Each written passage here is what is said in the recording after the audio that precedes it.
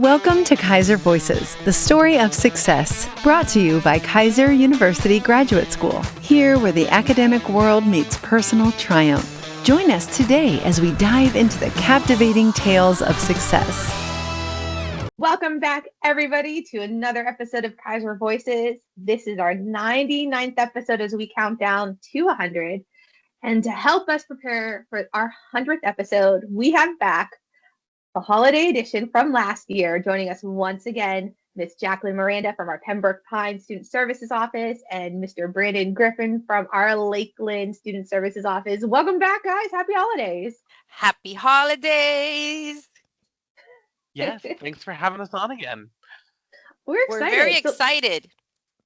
Last year, we kind of got into discussions about resumes and networking. I thought maybe this year we could take, to that next step, or maybe even it's a pre-step, depending on how you look about it. And we could talk about how to plan, that next career move, for 2026. So really kind of talking about career goals and those initial job search tips. So I thought that'd be a great way to pick up where we left off last year. Fabulous. So when we start looking at goals, I think we all know at this point about SMART goals. We've learned about it at somewhere along in our educational journeys. Everything should always be measurable, reasonable expectations. So, Brandon, I'm going to pick on you first, but what are some effective ways that professionals can set realistic, career specific goals for the new year? Of course. Well, everybody wants to plan for the new year. And as we know, New Year resolutions are a big thing. Everybody wants to make that plan. And you get about 3 weeks in and you're like, yeah, not doing this anymore. So it's important to make a plan that you can actually stick to. One of the things that I like to talk to students about is take a look and say, where do you really want to go? Where do you want the end goal to be? And what are those initial steps that are going to get you there? And make them achievable steps. Don't make them unrealistic. Don't think you're going to apply to every job or apply to be the CEO of a company. Make those realistic steps. If you want to get to be CEO, how do you have to climb that ladder in order to get there? Take a look at the job market trends. What's coming up in the job market? What are companies hiring for? Sort of what is the timeline that they're looking at? When making realistic career goals, I always say it's a little bit of a numbers game. If you want to get a job in a certain area, it's not going to be that you apply to that one job and that's it. It's very rare that you're going to actually make it that way. You want to apply to a lot of jobs that sort of encompass the area around that. What are you looking to get to and how are those steps to get there? That's the most important thing. So if you're looking to go into a specific field, take a look and do some research. What positions fall into that field? Don't just go looking for one specific title. Sometimes that works and sometimes that's easy. A job like a nurse, you're going to have nursing as the title. That's going to be your position. But if you're in business, what does that mean? Business is a lot of different areas. So take a look at what job descriptions, what areas may fall into what you're looking at, and plan your resume and everything accordingly. If you start reading job descriptions and you're seeing a lot that certain skills are involved, make sure you highlight those skills on your resume. Make sure you take the time to make sure that those things match up. That's going to be the easiest way to help set you up for that success and then help keep those realistic goals. And don't stop applying. Once you get one interview, don't think, all right, I've got this, I'm going to stop. Keep going. You might not get that job. It might just be practice for the next one.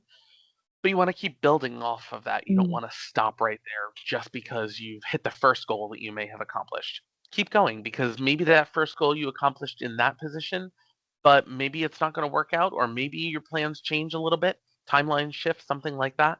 And you have to keep going. Keep working on all of your goals. Don't just say, all right, I made that one. I'm going to stop because I got my first interview and now wait to get the interview and see if I can move on from there. That puts the rest of your job process on hold. You want to keep going on other interviews, keep reaching out, keep applying, and keep in touch with the people that you're applying to and applying with. You never know when they're going to be able to assist you down the road. True. Very true. Jakelin, what do you think, when it comes to setting those realistic goals? I agree with Mr. Brandon. I could say that as you plan for your next move for 2026, remember this. Your career is a journey, not a race. Set goals, be inspired, learn from your mistakes from 2025. have a supporting team, stay focused, apply every single day 25 times to job boards. Apply, apply, apply. The more you apply, the more opportunities you have for interviews. Practice your mock interviews. You have student service to reach out, and we will do the best we can to assist you on a timely scheduled. One door closes, a better one will open. I'm a very big believer to have a vision board. Vision boards for me has worked for the past 15 years. I like to put what I plan to do, what are my expectations, what do I want to do in my next 30, 60, 90 days, the next 6 months to 3 months. I focus on and never give up. Never give up. When you give up, you stop dreaming. So you need to move forward, and the more doors will open once you apply, apply, apply, apply. And I'm so glad you both said that, because, we often, deal with individuals, and we help the community too. So we don't always just serve our students. I know Jakelin hosts resume workshops for the community at large, but oftentimes when we're dealing with those job seekers, they have one or two ideas in their heads. The first one is they're going to be hired tomorrow. And the second one is everyone's going to be banging on their doors. There's nothing for them to do. Like, we're just coming at you. And so I'm really glad that you both have said that. Like, you have to apply, you have to look, you have to keep searching, you have to keep on it. Set something realistic. Don't expect that people are banging down your door. I mean, that's not to say that doesn't happen. I mean, we know that there are recruiters out there, but I think for us, with what we deal with, we're not really seeing that all too very often. It's you have to apply, you have to hustle, if you will. Yes. And then, if I may say, 100%. if I may say, many students and many graduates don't understand that their degree has different job titles. It's not one job titles. It has numerous of job titles. And how can you reach to apply 25 times daily is because you need to know your job titles. And that's very important. And I would also echo the fact that we are here to help you in student services. You can reach out to us and we will work as much with you as possible. But as I tell our students all the time, you are part of this process. You are going to make or break it. We can give you all the tools to succeed. We help you with your resume. We help you with mock interviews. We can help you job search, but I can't go on the interview for you. I can't secure the job for you, and I'm not going to be able to just hand you a job. It's not going to happen that you come into my office and I will say, here, sign this offer letter. I've gotten you a job so-and-so here and there. It's not going to happen that way. It's going to take effort on your part as well. So when we're job searching for you or working on things with you, you also have to be working on them. I may send you 5 job leads, but there should also be another 20 that you're looking up as well. So don't just rely on the fact that we're here to assist you. You need to also put a lot of effort in on your end as well. Yeah. And alert all your job boards. Select your best 5 job boards and alert them to job titles. And many students don't know that after 2 a.m., all the job titles, all the job searching flips. Like a refreshment, the system does a refreshment. And once you alert all those job boards in the morning, when you get up at 8, 9 o'clock, you're going to have numerous of job popping up into your emails or even into your applications. And that's when you start applying. Yeah. And the other area that I see a lot of, like, I don't want to say concerns. I'm picking the word concern for right now. I'm sure there's a better word, and you guys could probably help with me.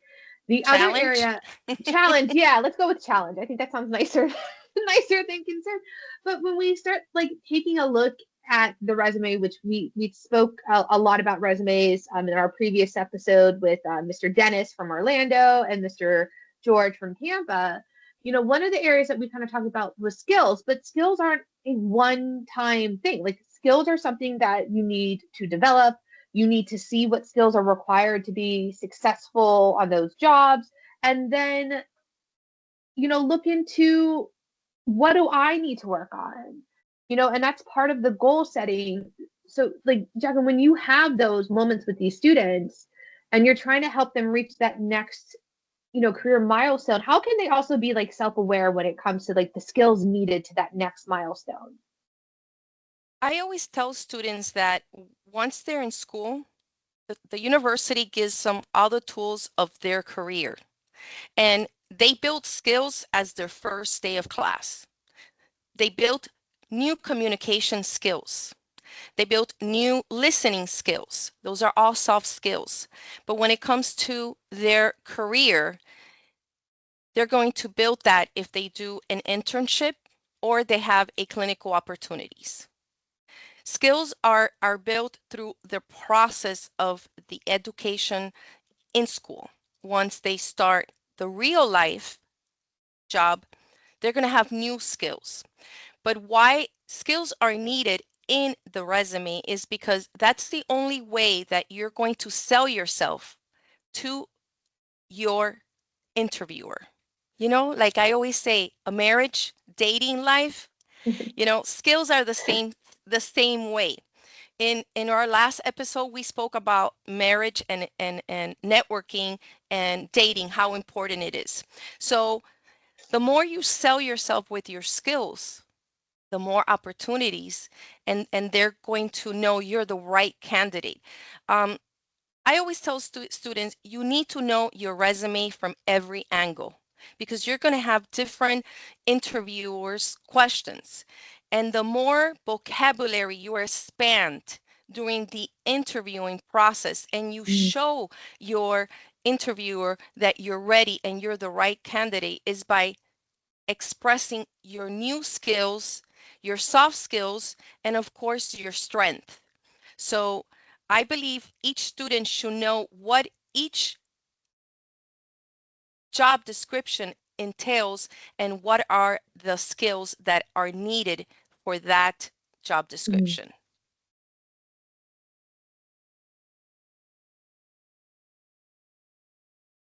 I mean, Brandon, do you have any different approaches, that you recommend or?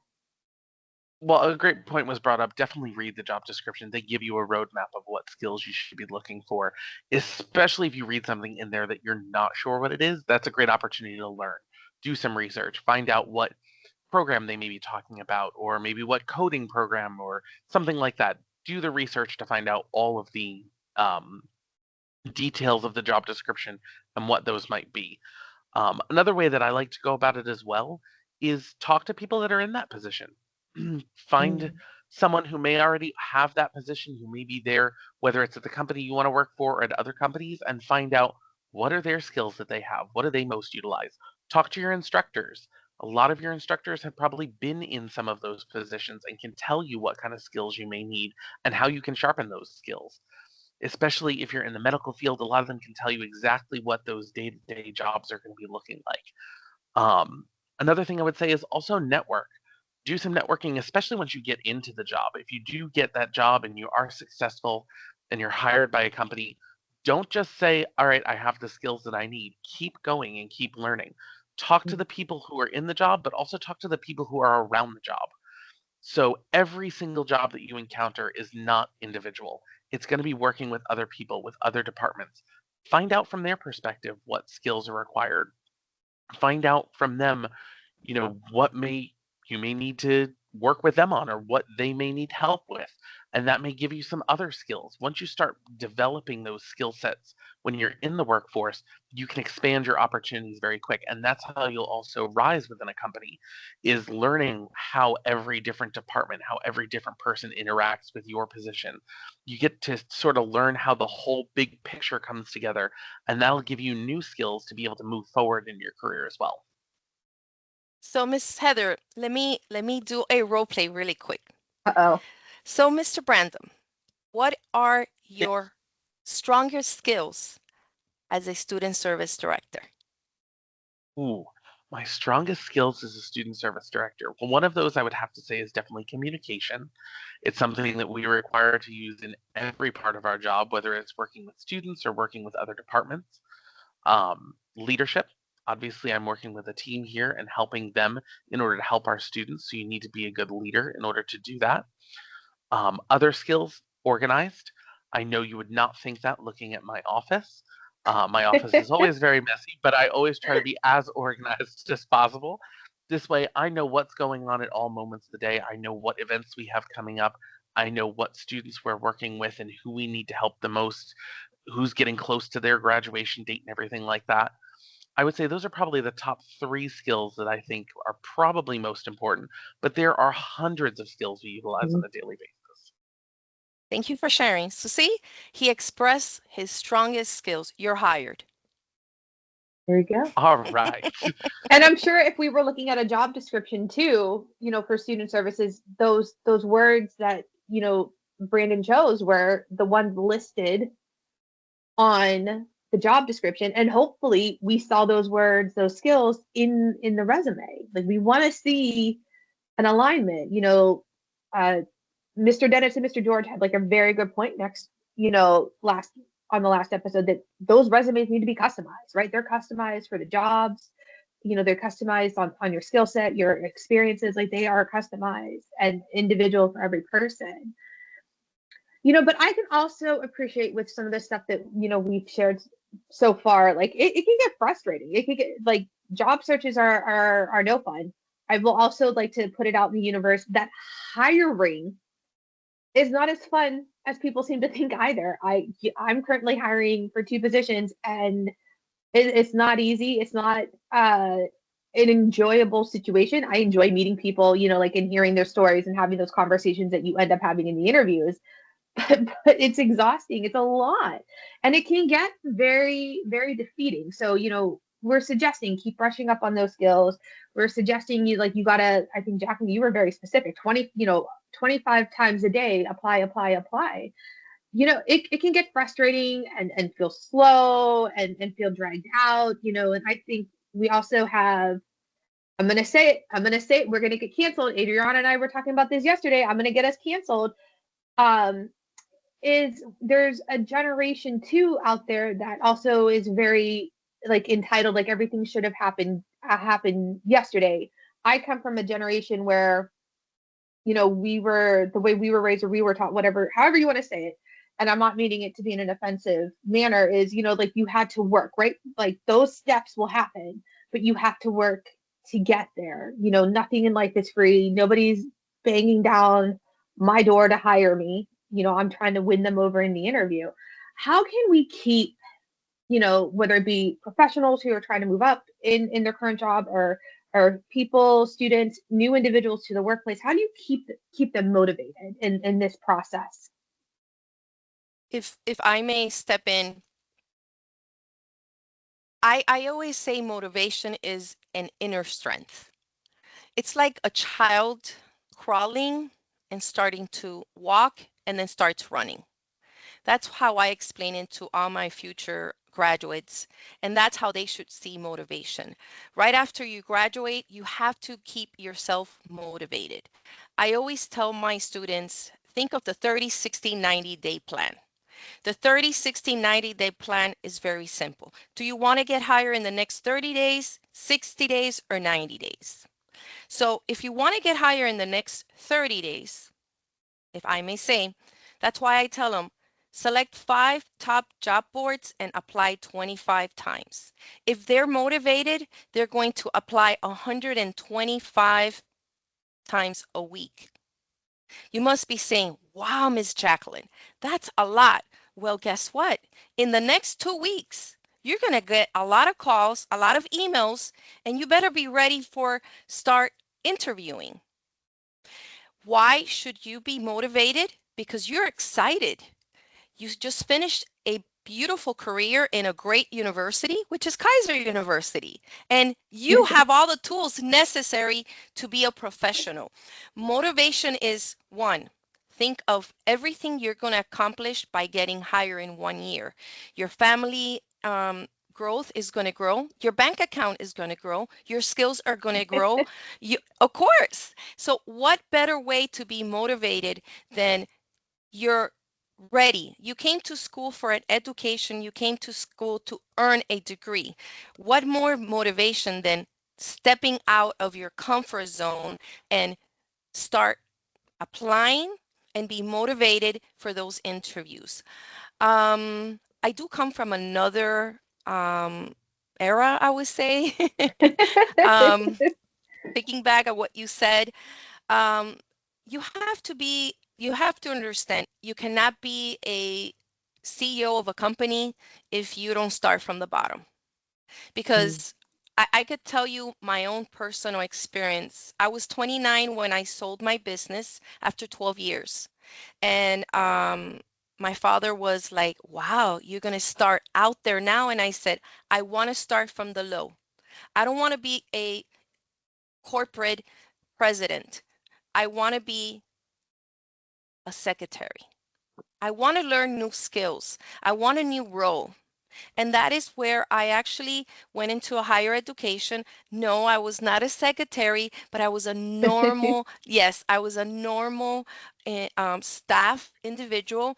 And I had the best time of my life because I learned more skills. I had the opportunity to learn what it felt like to have a time gap.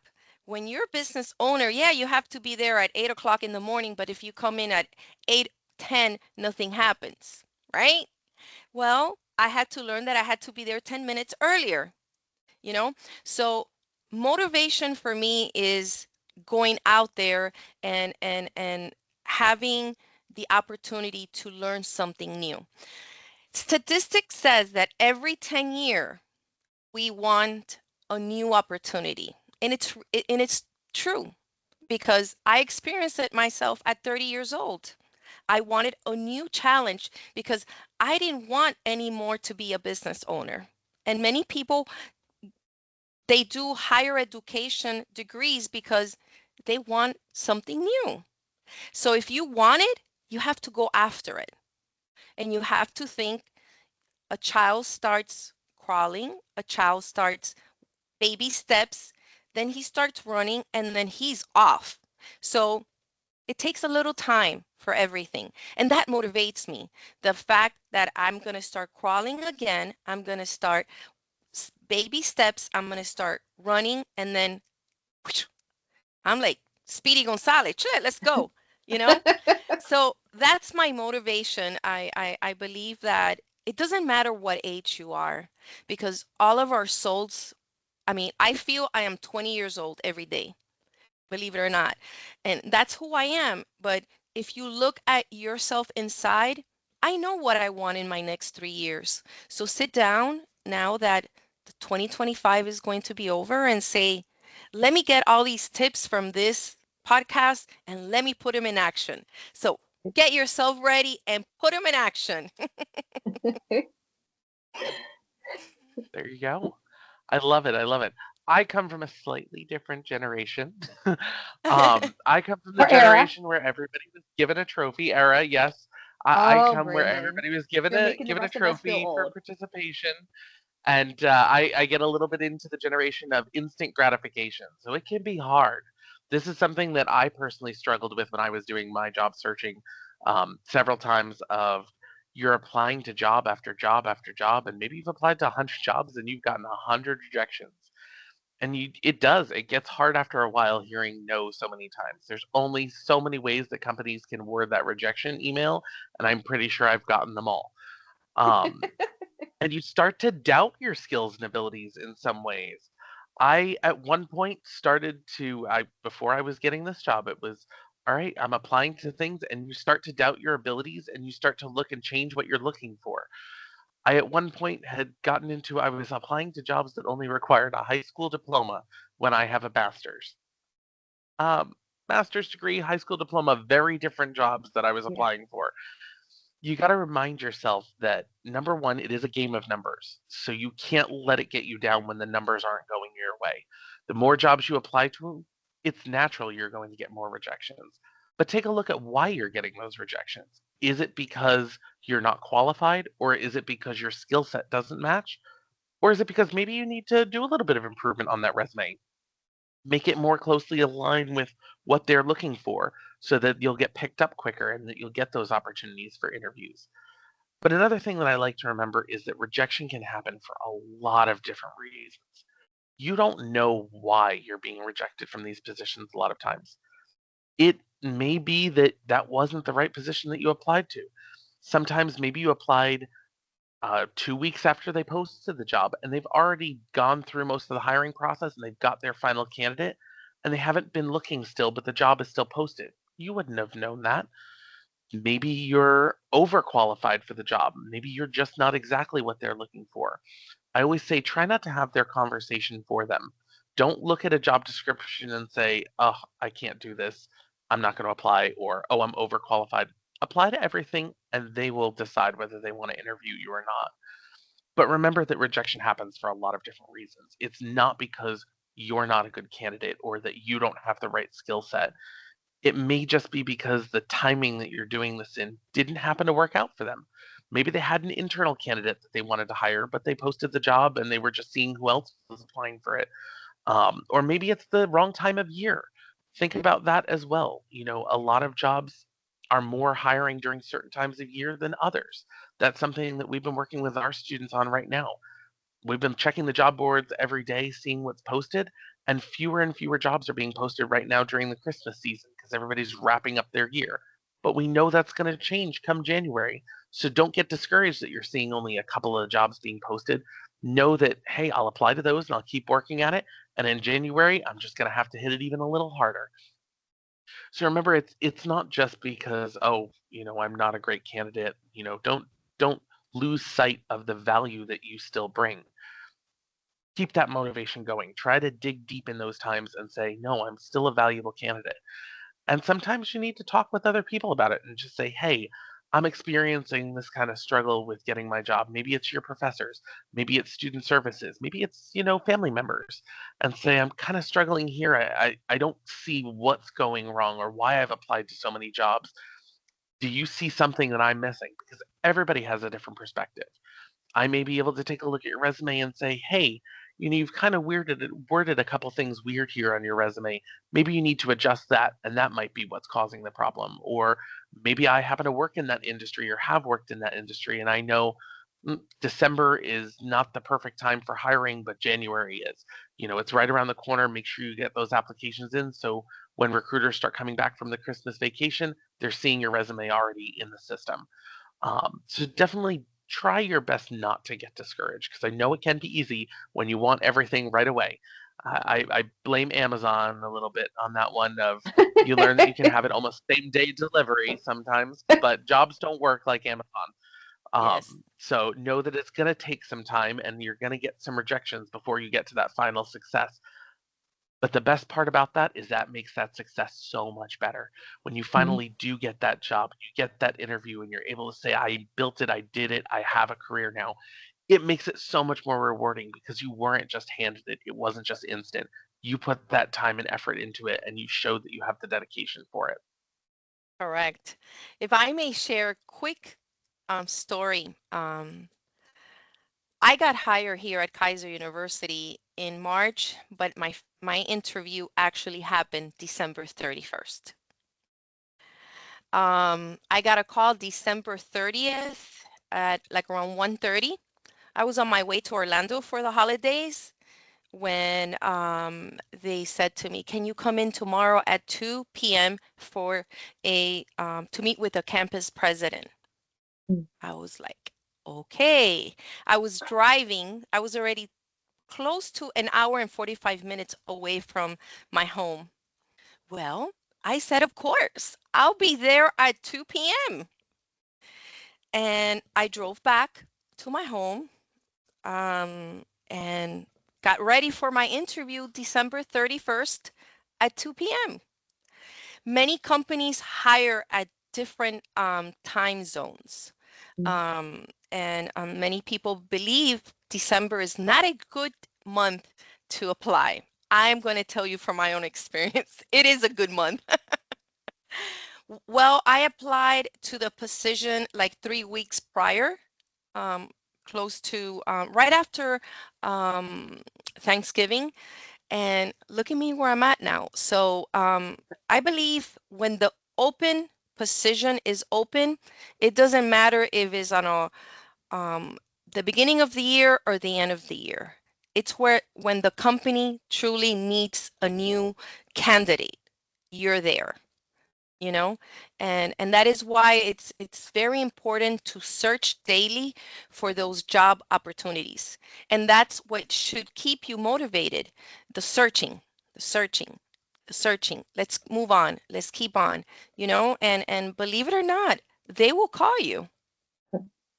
I think to both of your points, like I definitely am always wary around the holidays because, there are some companies that are like, I'm going on vacation, you're going on vacation, we'll address this. But like I can say, I posted, like I mentioned before, I'm currently, as we're filming this, I'm currently hiring. So Me I too. have the job description posted. Am I hiring them in the next 2 weeks? No. I mean, it's not realistic. I'm not going to start somebody heading into the Christmas holiday. That's too much for me. It'd be too much on them to make those arrangements. So I did post the job. It's posted. I'm accepting resumes. I might schedule a couple of interviews next week, but honestly, I'm really not going to be working on it until after the first of the year because, I think too that there's still that expectation of the holidays. Like, I've had people not want to start the week of a holiday because, well, I'm already going on, to this place and that place.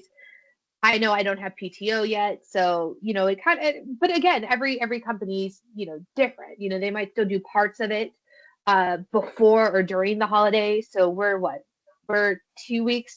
I know my son asked Alexa this morning. We're 14 days out from Christmas, right? So I'm going to set up some interviews, but I'm not making hiring decisions till after the first of the year. If I feel good about those interviews. But you guys have mentioned like so many things when we talk about career goals and job search tips, and they've been fabulous. And I kind of want to summarize it and make sure that we have everything. So if you're not listening to the whole podcast, now's the point to start listening with your good listening ears, your reindeer ears. I'm going to remove the Snoopy ears out of the way. We've talked about have that plan 30, 60, 90, even a year out, figure out what that looks like for you. Apply. Handle the no's with a grace. I think, I know we said it indirectly, but handle those no's with grace because it's going to happen. But also be mindful of the job posting, be mindful of what's on your resume, and always continue to work to improve. And if you're doing all of those things, and you're doing your part in the conversation, it'll help to keep yourself motivated and help you keep heading towards those goals. Is that a safe, quick snapshot of all the tips you guys have? And what else can we add to that list for our listeners who are trying to make those career goals? I would say you nailed it right there, giving a nice summary of everything. You're going to get out of it what you put into it. The more effort, the more time, the more research, the more dedication you can give to this, the better it's going to be on the other end. It may be a lot of work. It may be a lot of your time, especially during the holiday season. This is probably the best time to do it because you don't usually have time like this where you have breaks, you have time off. It's tempting to say, all right, I'm just going to fill that with Christmas cheer and parties. But take some time, put the effort into it while you have that extra time, because the more you put into it, the more you're going to get out of it. Consistence.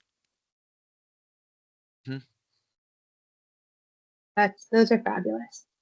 And hopefully y'all that are listening are taking away. These are great tips. I think they're great realistic expectations too, to get caught up, because I know it's a lot of work. You're getting to, it's a lot of work to get to this point. We've all been hired at different jobs. We've all gone through the application processes. We've all gone through the interviewing, and it's a lot of work. But I don't know about you guys. I'm kind of happy where I'm at right now. How it ended up. You guys kind of express as much. So I think these are great goals. These are great expectations to take with you into the new year. I can't agree more. I set goals every year. Yeah. It's good practice. Yes, it makes yourself to look forward. It makes yourself feel alive, All right, before we wrap this up, we do have a message from all of us here at Keiser Voices and from our guests here today. we want to wish you all happy holidays, happy New Year. We're going to give this to you in a few different languages. Miss Jakelin. Feliz Navidad, próspero año y que todos sus sueños se hagan realidad. Brandon. I love that. I'm going to say happy holidays in English because that's just about as much as I'm going to be able to get out. But we wish you all the best in the new year. And remember, we're always here to help you and support you at any time of the year. And if you guys like this conversation, be sure to like, share, subscribe, and follow. And continue listening in as we talk about career goals. Our last episode for December, we will be wrapping up the conversation with Miss Sarah Miller from Daytona, and we'll be talking about what that interview looks like. So we've been building up to this moment. And also stay tuned for our 100th episode of Keiser Voices. And we'll catch you on the next one. All right, keep it going. Thank you for journeying with us today on Keiser Voices, the story of success. As we close this chapter, remember every story has its next page.